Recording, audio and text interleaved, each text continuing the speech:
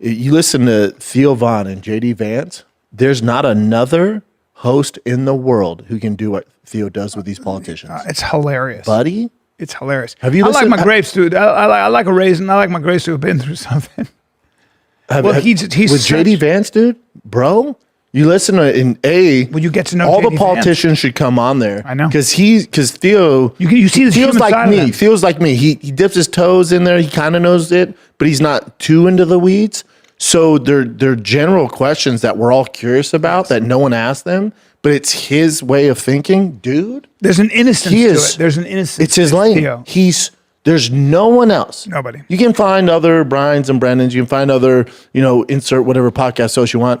There is not another Theo. When it's with these big politicians, he's so unique. He's not nervous. He's doing his thing. I know. There's information there. It's so good, dude. He's so unique. I just talked to him yesterday. Really? Just talked to him yesterday. He's such a unique human being. Like he's always been that way. I've known Theo 20 years now, I think. I've been doing stand-up with him on, I remember we were doing the fucking West Side Brewing Company 20 years ago, maybe, literally 20 years ago. And I remember seeing that kid, and he was like the kid from Road Rules. Yeah. He started off he had that weird, if you would bring up Road Rules, he'd get all pissed off. And he was, for a while. I know, but he was. But do you remember when it was when we did? So I think it was Orpheum Theaters. You, me, yes, I do. Big J, Ari, and Theo. Remember, was not famous at the time. I remember. You know what you said? I remember you go like this. You looked at him. I told you, I said, wait, watch Theo. Watch Theo. And remember, of course, I'd seen that act because we'd been at the Comedy Store, and you went like this. But he was crushing. And not to be a dick, but I was crushing pretty fucking hard too. And he got up. Everyone was doing well. Everybody. I'm not trying to be a dick, but everybody was crushing. Everyone's doing well. That was even an your boy had a lineup. good set there. You killed it. Well, amongst killers, probably shouldn't have been on stage with you guys. You did a great job. You did a great job. But I'm saying that I'm not trying. What I'm trying to say is that I was very happy with what I did to that crowd. Big J Okerson, I'm very happy with what he did. Ari crushed it. Absolutely. I have a picture in my house. That motherfucker gets up. You do? We're on stage like this, and Ari's like this. And it's you, me, Theo, Big J, and Art. That motherfucker gets up, Theo.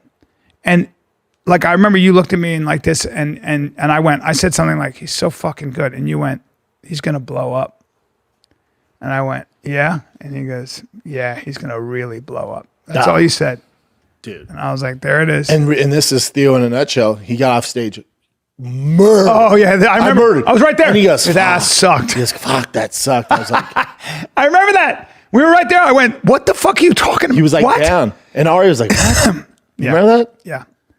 That's Theo, though.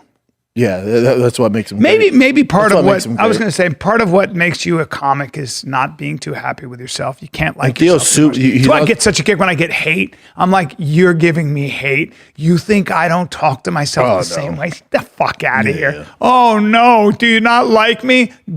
Hey, join me sometime, you fucking idiot. Fuck out of here with your. Yeah, are you critical? Super weird too. Like he randomly texts me. I don't know if he knew I moved or something like that. And he's like, check it in, man, blah, blah, blah. You going through a tough time? And I was like, I just moved to Austin, man. Yeah, I'm trying to find my way. I'm heartbroken about LA. Yeah. Yeah. Yeah. You did miss LA, right? Oh, yeah. Yeah. Fuck yeah. I miss my community, my routine, Yeah. I'll find it. And it's starting to happen. You'll find it. You'll find it. I talked to this guy last night, and he moved from LA. And he was like, yeah, Texas is great, man. Best decision I ever made. He goes, but you should know it's no LA. Because you're going to miss, there's no replacing LA. And I was like, oh, how long did it take you to get, back in your routine and feeling comfortable? It was 3 years. I went, what? He goes, yeah, tough 3 years. Tough 3 years. I went, oh, shit. See, I don't feel that way. I went, hopefully it's faster for me than that. He goes, probably not, but you figure it's only 3 years. Jesus Christ. But just the sweetest guy too, just dead honest. By the way, very quick side note, speaking of talent and people who are still doing it. I've been following Ron White. Following Ron White. Yeah. Legend. He's been bringing me up on the Mothership stage. Yeah. Yeah. Well, last night he brought a guy named Joe Rogan, but he's 68, sir. He's 10 years older than me. When I tell you that he is, without peers, when it comes to stand up. When I tell you he is, No, it's like I got up on stage. It's like an actor and Robert De Niro walks in. dude, I got up, Anyone that needs to take a knee. I'm at the mothership backstage, and I'm listening to this dude, and then he brings me up, and I just said to the audience, I go, I don't know if you know this, but I've been doing this for 30 years. It doesn't get better than that guy. Yeah. It doesn't get better than what you just saw. That's Ron White. You know, he's the North Star. You know, he's the reason why Joe's here. Like, he's the. No, I didn't know that. Yeah. He was here before everybody. Yeah, that's right. He lives in Austin. Yeah. He's the one who talked Joe into coming. He, at 68, he's a guy who hasn't lost a step. Like, he's still doing it on the highest level. Yeah, but you got to understand, too, crushing you know, most comics are bad businessmen. He's brilliant with it. He's one of the first comics that started the whole meet and greet VIP. Like, you're talking 20 years ago. That's all his business model. God, man.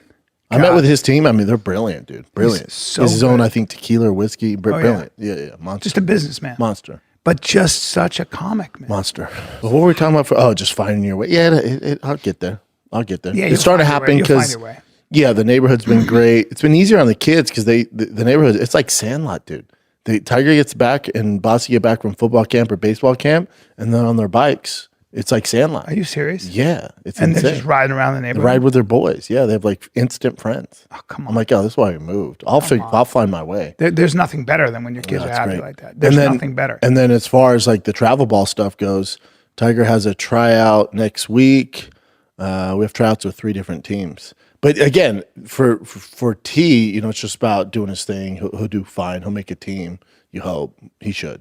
But it's about doing that. But then also, it's a big commitment. It has to be a fit for me too. Because remember, I spend damn near every free hour I have with those baseball dads on the weekends. Yeah. So it's as much of a fit as for Tiger, it has to be a fit for me too. What do you mean? Because we've had teams where, like high level major teams, where T tried out, made the team, but I'm hanging with the dads, and I don't say anything. I don't influence T. And we get in the car, and I just go, "What'd you think?" And T's like, "No, didn't like it, not a fit." And I'm like, "Thank God," because the dads are so intense, just not my speed, not my They're too speed. intense? Yeah. Trophy dads. Oh man, yelling at the kids. They play Really? 100 games. They play 100 tournaments a year. Oh, come on. They're flying from East Coast to West Coast. What? It's all they do. All they do. Taking out second mortgages to cover the kids' training and shit. I'm like, oh, this ain't it. So you know when you see these tennis players, they've been playing each other since they were 6 years old. Oh yeah. I mean, Yeah, it's all sports. I guess the baseball players, the basketball, they all come up together. Jesus. Yeah. Yeah, and camps and all that, All right? of it. Yeah, elite camps. Yeah. So by that time, they know each other. It's such a They're all second boys. nature sport, right? It's such They all they're know all each yeah other. they all know each other. Yeah, they're all aware of each other or their buddies or enemies. Yeah. But we'll find a team. T has that tryout with the big boy team. What a great time for these kids. What a great time for Boston and Tiger. What a great time. Yeah. You cannot put a price on a neighborhood you can bike around in. Did you have that in Los Angeles? No. Of course I not. mean, I grew up. I know like that. exactly where you're I grew of up course. that. Yeah, but in Los Nothing Angeles, better. no. There's no sidewalks. We were there damn near 10 years. I couldn't tell you. I There's never no met the neighbor. fucking sidewalks. There's just no community. None. My community was the baseball dads, and they lived, a few miles away. It's just a different animal. And then what's crazy too is we live close to it, like this place called Baseball Dynamics, where they had, hitting cages so I could pitch to T, or there's pitching machines, you could hit, pitch, do all that shit. And we would go, damn near every day. But it was like $60 every time you went just to rent the cage. $60. Here? Yeah. Dude, it's like $70 a month. Yeah. And they give me a app, and I can go That's what I'm talking 24 about. hours a day. That's what I'm talking about. T's like, what? I'm Yeah, like, that's what I'm talking bud. about. It's right up here. It's indoor too. Every time I fucking park at LAX, it was $300 Oh, or some I know. shit. I know. I come here and it's like, that'll be $60 for 3 days. I'm like, there you go. Yeah.